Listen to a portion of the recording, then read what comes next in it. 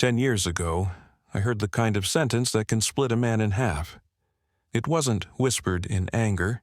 It wasn't muttered under someone's breath. It was spoken clearly, with my children sitting at the table, forks in hand, spaghetti sauce still warm on their plates. My wife looked straight at me, and said, "I married the wrong man." I didn't flinch. I didn't slam the table, or shout or storm out like maybe she expected me to.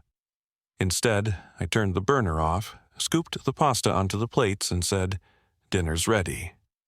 That night, I tucked my son into bed.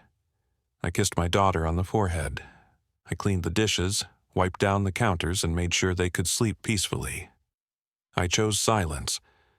And 10 years later, when she finally asked me why I never fought back, I told her the truth. Sometimes the silent one is already gone. Now, let me take you back to that night, because you need to see it the way I lived it. You need to understand why silence was louder than any words I could have spoken. My name is Ethan Cole. I was 32 then, a husband, a father, a man who worked long days fixing air conditioning units and heating systems across town. It wasn't glamorous, but it was honest work. I came home tired, covered in dust and grease, but proud that I kept the lights on, the rent paid, and food on the table. My wife, Lena, was everything I wasn't: sharp, outspoken, the kind of person who never swallowed her feelings. She worked part-time at a local insurance office, and to most people she was charming. But at home, her words could cut deep, and she often wielded them like weapons. We had 2 kids then. Jack, 12 years old, quiet but sharp-eyed. He noticed everything, even when he pretended not to. And Emily, just 9, a bundle of softness and questions, always sketching in her little notebook at the table. To them, I was Dad, the safe place, the one who would fix a broken bike or make pancakes on Saturday mornings. That Tuesday night was supposed to be ordinary. I had spaghetti bubbling on the stove. Jack was hunched over his math homework, tapping his pencil in frustration. Emily was at the end of the table, drawing a picture of a house with a huge sun in the corner. I remember thinking how peaceful it all looked, the kind of scene that should have been framed in my memory as a perfect slice of family life. Then the front door opened. Lena came in, heels clicking against the floor, her face already stormy before she even put down her purse. She sighed, that long, heavy sigh I had learned to dread. The kind of sigh that told me I was about to become the target of all the things she wished her life had been. She didn't even sit down. She just looked at me across the kitchen, her voice sharp and tired, and she said, "I married the wrong man." For a moment, the whole house froze. Jack's pencil stopped midair. He didn't even look up, but I could see his hand trembling, slightly. Emily blinked twice, her little mouth opening as if she wanted to ask, "What do you mean, Mom?" But she didn't say it. And me? I kept stirring the sauce. My heart dropped, sure, but my hands kept moving. Wooden spoon against the pot, the steam rising in front of my face, almost hiding me. I didn't answer, I didn't argue, I didn't even sigh. I plated the food.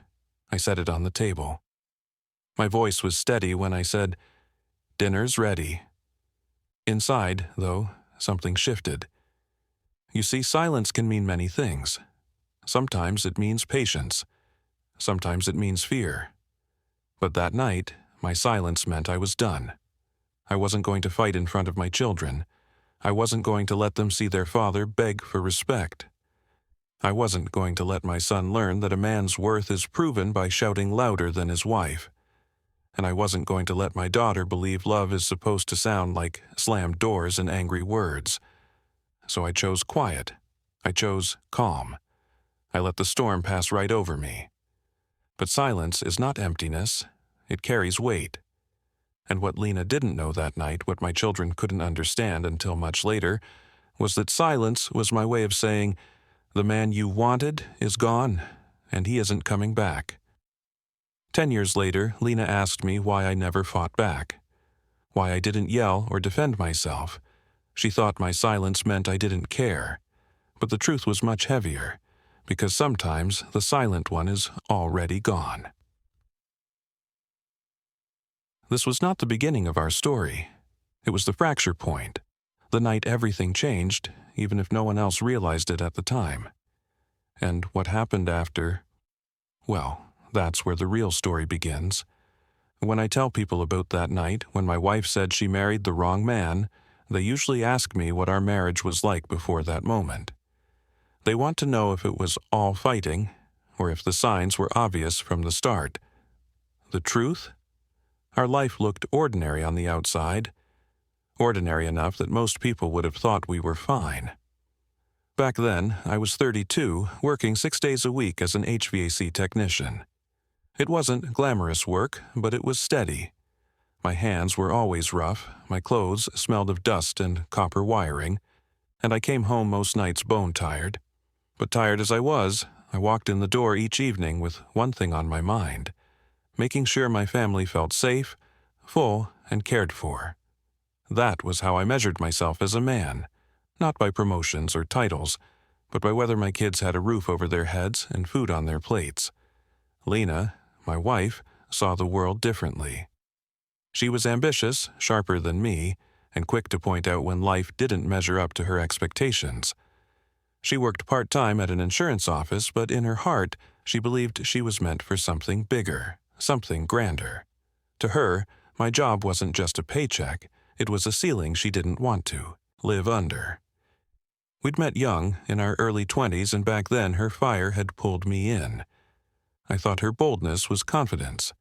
I thought her strong opinions would balance out my quieter nature, and in the beginning, maybe it did. But over the years, that same fire turned into sparks that burned holes through the walls of our marriage. Still, there were moments of peace, moments that kept me trying. Dinners where Emily would chatter about the silly things that happened at school. Saturday mornings when Jack would sit with me in the garage, handing me tools while I fixed up old lawnmowers. Those little pockets of normalcy were the glue that held us together. But there was also a growing distance. Lena and I stopped laughing together. We stopped dreaming together. Our conversations turned into checklists: bills, groceries, homework, soccer practice. And if I'm honest, the only real warmth in the house came from my kids. Jack was 12 at the time, quiet, thoughtful, with eyes that always seemed to be studying the world. He reminded me so much of myself at that age, careful with words, cautious with feelings. He didn't say much, but when he did, it was worth listening to. Emily was 9, full of energy and imagination. She loved to draw. Her notebooks were always filled with houses, people, and sons with smiling faces. She was the kind of child who would ask questions like, "Dad, do you think dogs ever dream about us?" She lived in a world of wonder, and I tried to protect that for her. For all my exhaustion, I gave them my best self. With Lena, though, I gave what was left, and maybe that was part of the problem. One night, a few weeks before the incident, Lena and I were sitting at the table after the kids had gone to bed. She poured herself a glass of wine, looked at me across the table, and asked, "Ethan, don't you want more than this? Don't you ever feel stuck?" I remember shrugging. "What's wrong with steady, Lena? What's wrong with having enough?" She sighed, shaking her head. "That's just it. You think enough is enough. I don't. I want a life that feels bigger than this." I didn't argue. I just sat there, staring at the wood grain of the table, wondering why what I thought was stability looked to her like failure. Moments like that happened often. Small cracks, quiet criticisms, the kind of comments that don't cause a fight but chip away at you over time. And yet, I kept showing up. Every night I'd cook dinner. I'd help Jack with his homework. I'd sit on the couch while Emily read her little stories out loud. I poured myself into being a father because that was the one role I knew I could fulfill without question. If you had walked into our home back then, you wouldn't have seen chaos. You would have seen a family at the dinner table, a father listening to his daughter, a mother flipping through the mail. Nothing unusual, nothing alarming. But under the surface, there was distance.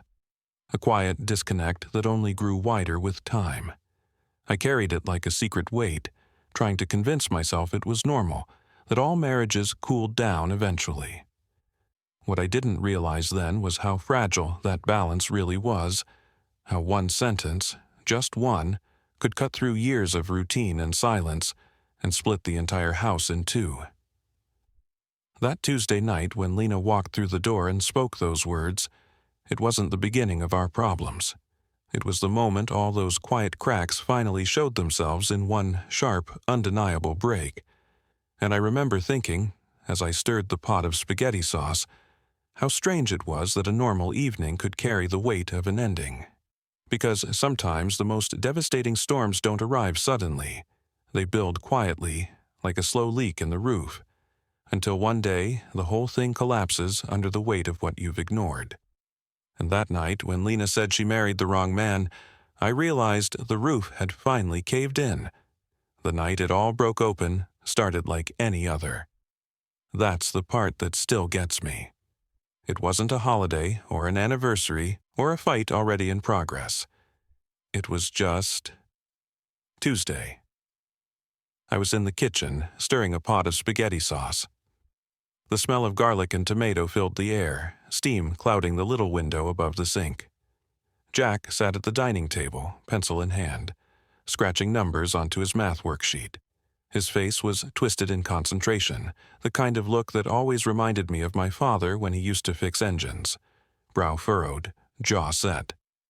Emily was across from him, her head bent over her sketchbook, coloring a picture of a house with a giant sun in the corner. To anyone else, it would have looked like a picture-perfect moment.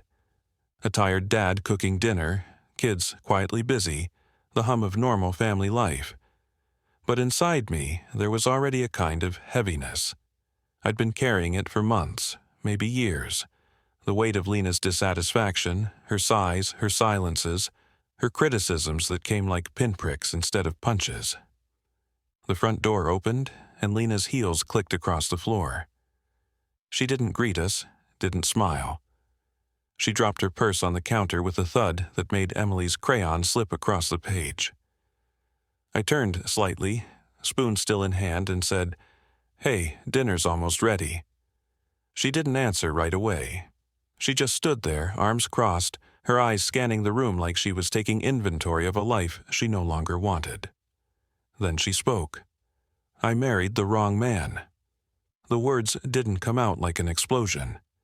They came out flat, steady, final, like a judge reading a sentence. For a moment, the entire house went still. Jack's pencil froze mid-stroke. His shoulders stiffened, but he didn't look up. He just sat there, gripping the pencil tighter until I thought it might snap in his hand. Emily blinked, confused, and looked at me. "Dad?" she whispered, her voice small, unsure. "And me?" I kept stirring, my chest tightened, but my hand moved in steady circles through the sauce. I plated the spaghetti, one dish at a time, setting them gently on the table. I said, "Dinner's ready," my voice calm, almost too calm. Inside, though, it was like someone had pulled the air out of the room. Lena stared at me, waiting. I could feel her eyes boring into me, daring me to react. She wanted me to shout, to slam the spoon down, to tell her she was wrong, to fight for her. But I didn't. I pulled out Emily's chair, slid her plate in front of her, and gave her a smile I didn't feel. Jack didn't look at me, but I set his plate down too. Finally, I sat across from them, twirling spaghetti on my fork like nothing had happened. The silence at that table was louder than any argument I'd ever heard. Lena finally sat down, her fork clinking against the plate, her jaw tight. She kept glancing at me, waiting for the explosion that never came. And here's the truth. I wanted to yell. I wanted to defend myself. To remind her of every sacrifice I'd made, every late night I came home sore and tired, every hour I spent making sure our kids felt safe. But I didn't. Because right there, in that moment, I realized something. Fighting back wasn't going to change her mind. Fighting back wasn't going to heal anything. All it would do was show my kids that marriage is about shouting the loudest, proving who can wound the other deeper. I wasn't going to give them that. So I swallowed my pride. I kept my voice calm. I let my silence be the only answer. Jack finally looked up from his plate, his eyes meeting mine. He didn't say a word, but in that look, I saw everything: confusion, hurt, and a question he was too young to ask. "Dad, are we okay?" I nodded at him, a small, almost invisible nod, trying to tell him without words, "You're safe. I've got you." Emily, sweet Emily, broke the silence with her little voice. "Mom, why did you say that?" Lena's fork clattered against her plate. She looked at Emily, then at me, and for a second I thought she might backpedal, might soften. But she didn't. She just muttered, "Eat your food, Emily." And my daughter did, though her eyes stayed wide, darting between the two of us like she was trying to solve a puzzle she didn't have the pieces for. That night, after dinner, I washed the dishes alone while Lena went upstairs without a word. I dried each plate carefully, listening to the muffled sound of Jack turning pages in his textbook and Emily humming to herself while she colored. I remember thinking how strange it was that the world outside kept turning, cars driving by, neighbors watching TV, while inside my home, something had broken that could never be repaired. I tucked the kids into bed, kissed their foreheads, and told them I loved them, and I meant it with everything in me. But when I lay down next to Lena that night, my back to hers, the silence between us was louder than ever. That was the conflict. Not the words she said, not even the wound they left. The conflict was the silence. The choice to let her words hang in the air unanswered. The choice to let my kids sleep in peace, even if it meant my marriage had just ended in ways none of us fully understood. People often think turning points come with big speeches or dramatic moments. But the truth is, mine came quietly. No yelling, no slammed doors. Just a decision made in silence while I washed spaghetti sauce off plates that night. When Lena went upstairs without a word, I stood at the sink, hot water running over my hands, and I thought, if she doesn't see me now, she never will. That realization didn't come like a lightning bolt. It came like a slow wave, washing over me until I couldn't deny it anymore. For years, I had been trying, working hard, keeping the house running, showing up as a husband and father. But no matter what I did, it wasn't enough for her, and maybe it never would be. I could have shouted back that night. I could have demanded respect. But in my gut, I knew the war wasn't worth fighting, not in front of Jack and Emily, not when the only casualties would be the people I loved most. So I made a choice. I didn't leave. Not physically. Divorce wasn't even an option I entertained back then. But I did walk away in another way. I walked away emotionally. I let the part of me that had once burned to win her love go cold. From that night on, my marriage became a shell. Outwardly, we looked the same. We went to school plays, soccer games, and family cookouts. To neighbors and friends, we were the Coles, a normal American family. But behind closed doors, I was no longer her husband in spirit. I was only a father, and that became my purpose. I poured myself into Jack and Emily with everything I had. I drove Jack to his practices, sat with him late at night when algebra got too hard, cheered from the bleachers no matter the score. I listened to Emily's endless stories, helped her paint the skies in her drawings, and told her every single day that she was loved. If Lena and I barely spoke, the kids never saw it. I made sure of that. I learned to live in the gaps. I'd smile through dinners, laugh at Emily's jokes, help Jack study, all while ignoring the cold silence between me and their mother. But silence doesn't mean absence. I was present where it mattered. One night, a few months after that dinner, Lena asked me in a sharp whisper once the kids were asleep, "Why don't you fight me? Why don't you say something?" I looked at her for a long moment, then shook my head. "What's the point, Lena? Fighting won't change how you feel about me." She rolled her eyes, muttered something about me being spineless, and turned away. But I didn't let her words sink their claws into me this time, because I wasn't fighting her anymore. I was choosing peace, even if it meant a quiet kind of loneliness. At first, it felt like giving up. I wondered if silence made me weak. If maybe she was right, maybe I wasn't enough of a man. But then I'd see Jack's face light up when I showed up to every game, or Emily's eyes sparkle when I listened to her bedtime stories without checking my phone, and I realized something. My silence wasn't weakness. It was strategy. It was survival. I had seen too many families explode. Friends who tore each other apart in front of their kids, children caught in the crossfire of adult bitterness. I refused to let that be our story. If my pride had to take the hit, so be it. My kids would never sit in their rooms listening to their parents scream at each other through the walls. So I swallowed my pride and stayed quiet. That decision changed me. It hardened something inside, yes, but it also sharpened my focus. I stopped caring about being the husband Lena wanted. Instead, I became the father Jack and Emily needed. Every holiday, I made sure they felt joy, even if Lena and I exchanged barely a word. Every birthday, I made the cake, wrapped the presents, took the pictures. Every milestone, I was there, camera in hand, clapping the loudest. Lena noticed. She'd make little comments like, "You only light up for them, never for me." And she was right. I had nothing left to give her. My love, my energy, my devotion, all of it belonged to my children now. And over the years, that choice became my strength. It became the thing that defined me. Because the truth is, sometimes fighting back just feeds the fire. And sometimes the greatest fight is the one you choose not to have. That was my turning point. I decided that night in the kitchen that I wouldn't battle Lena for a marriage that was already cracked beyond repair. Instead, I chose to fight for Jack and Emily's peace, for their sense of home, for their chance to grow up without being casualties in a war they never asked to witness. It was the quietest decision I ever made, but it was also the loudest. Because from that night forward, I wasn't Lena's husband anymore. Not really. I was just Ethan, the father who chose silence, not for himself, but for the two people whose lives still needed him whole.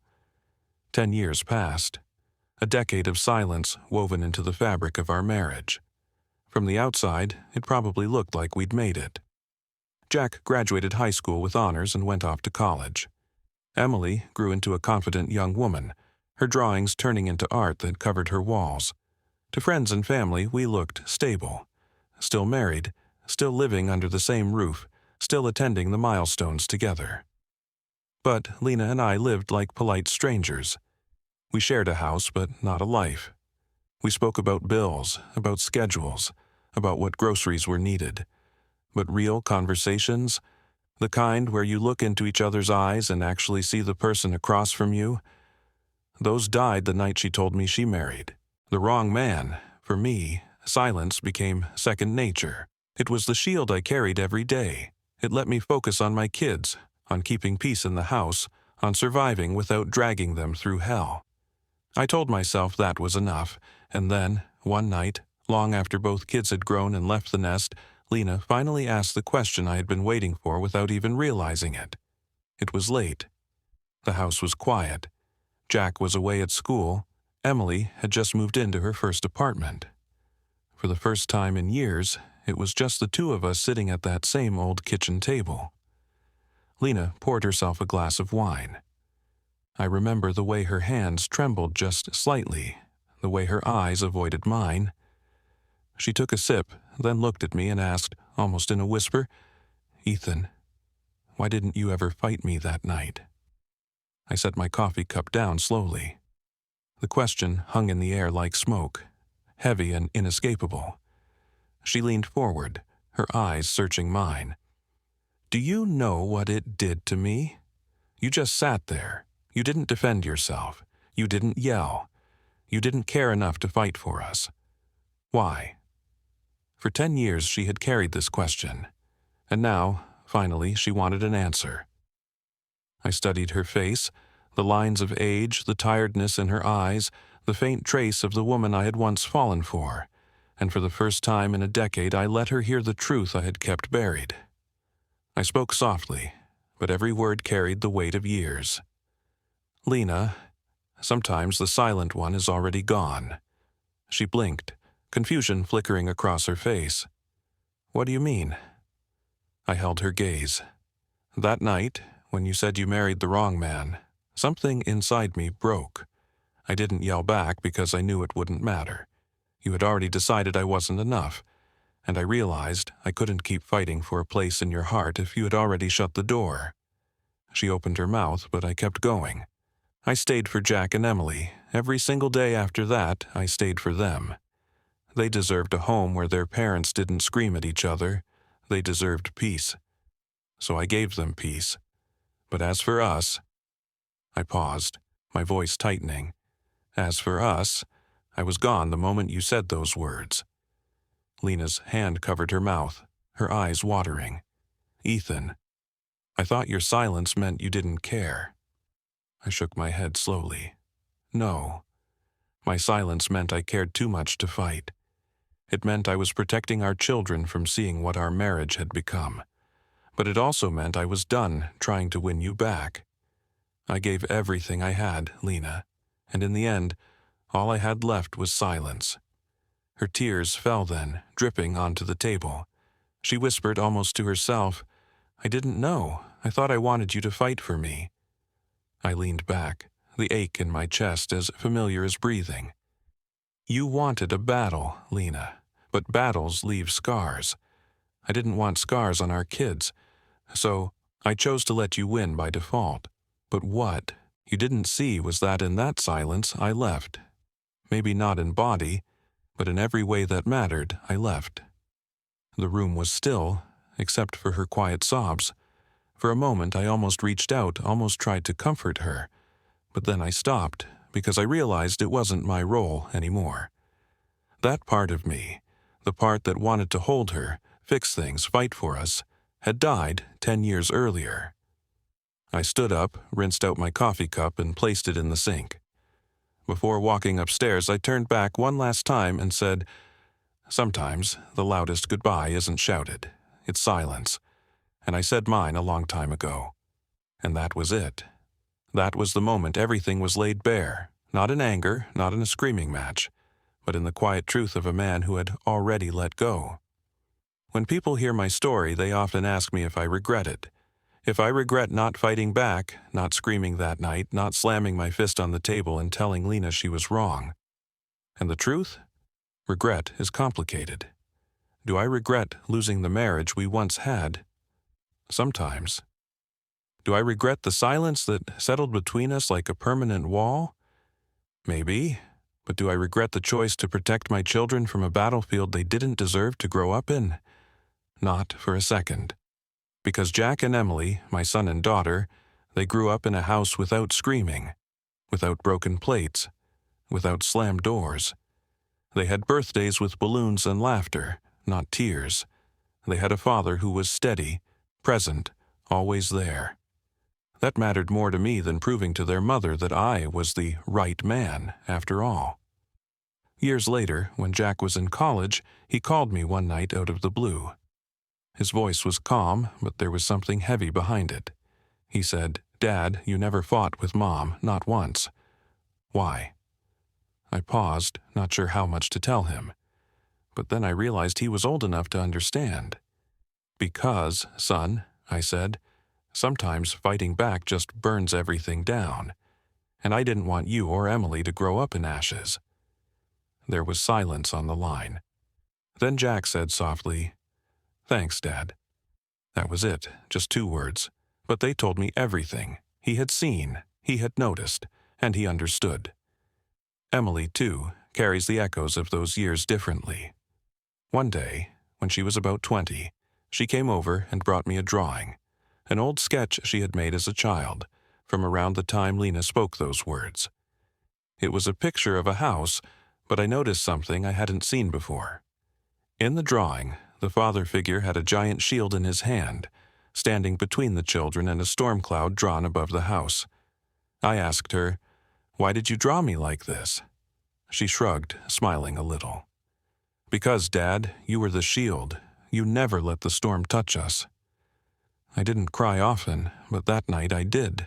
Quiet tears, the kind that slip out when you realize your sacrifices weren't invisible after all. As for Lena, we still live, under the same roof, though husband and wife are just words on paper now. Our conversations are practical, courteous, empty of affection. There are moments when I see regret in her eyes, but I don't ask, and I don't offer forgiveness she hasn't asked for.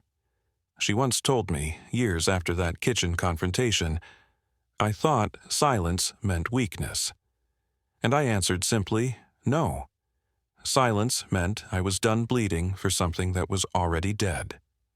There are people who will never understand my choice. Some will say I should have left her the moment she said those words. Others will say I should have fought harder, proven myself, demanded respect. But I didn't do either. Instead, I chose a third path. I chose to stay, but not as her husband. I stayed as a father. And though it cost me love, it gave my kids peace. The lesson I carry is this: not every battle is worth the blood it costs. Sometimes the strongest thing a man can do is not raise his voice, but lower it. Not to fight, but to walk away quietly inside himself, so the people who depend on him don't have to live in ruins. Silence is misunderstood. People think it's emptiness, but silence can be heavy. It can be powerful. It can be the loudest answer of all. That night, 10 years ago, when Lena said she married the wrong man, my silence wasn't surrender. It was a farewell. A goodbye she didn't recognize at the time. And 10 years later, when she finally asked why I didn't fight, I told her the truth. Sometimes the silent one is already gone. That's the story of my marriage. Not one of screaming or betrayal, but one of quiet endurance. A story where love for my children outweighed the need to win an argument.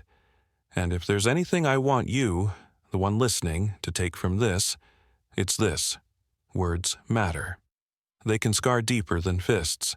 And silence, though it seems small, can carry the weight of an entire life.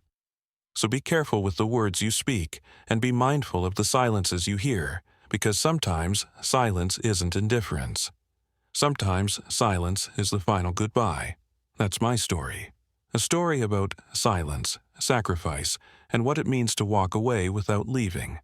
If this hit you in some way, if it reminded you of something you've lived through, or opened your eyes to what silence can mean, I'd love to hear from you. Drop your thoughts in the comments. Tell me what you would have done, or if you've ever carried the weight of words you couldn't take back. And if this story gave you something to think about, do me a favor. Hit that like button, share this video with someone who might need to hear it, and don't forget to subscribe to the channel. We've got more stories like this, real, raw, and honest, that I promise will stay with you long after the video ends. Thanks for listening. Stay strong, stay kind. And remember, sometimes silence speaks louder than words.